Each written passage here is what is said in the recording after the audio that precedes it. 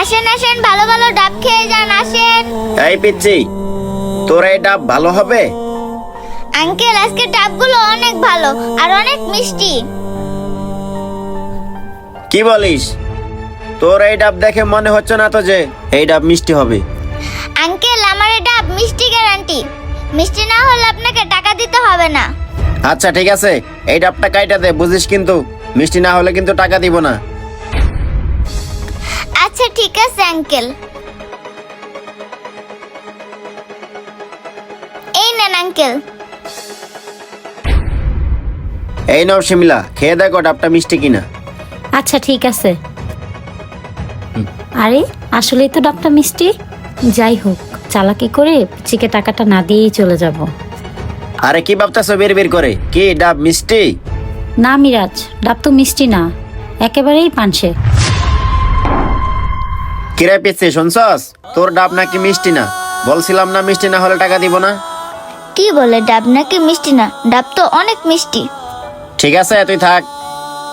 এই শিমলা, চলো আমরা যাই। হ্যাঁ চলো। সবাই খালি গরিবদেরকেই ঠকায়। আরে ডাব তো অনেক মিষ্টি, তাহলে ওনারা কেন বললো ডাব মিষ্টি না?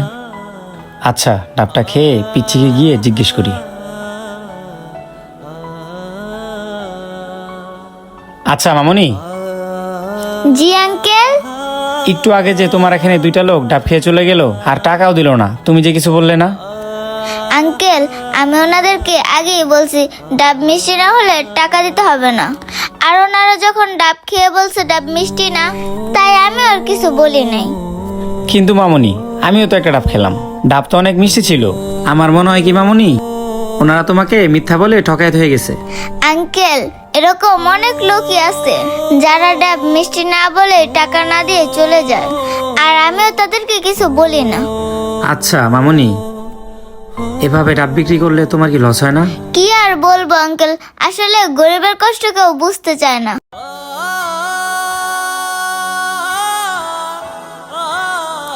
আর আঙ্কেল, আপনার কাছে যদি মনে হয় ডাব মিষ্টি না, আপনিও টাকা না দিয়ে চলে যেতে পারেন। না মামুনি, আমার ডাবটা অনেক মিষ্টি ছিল। এই নাও তোমার ডাবের টাকা। আচ্ছা ঠিক আছে আঙ্কেল। ঠিক আছে, আমি যাই। হে আল্লাহ, তুমি সবাইকে হেদায়েত দান করো, যাতে সবাই গরিবের কষ্টটা বুঝতে পারে। আমিন। এই মিরাজ শোনো, ডাবটা কিন্তু অনেক মিষ্টি ছিল।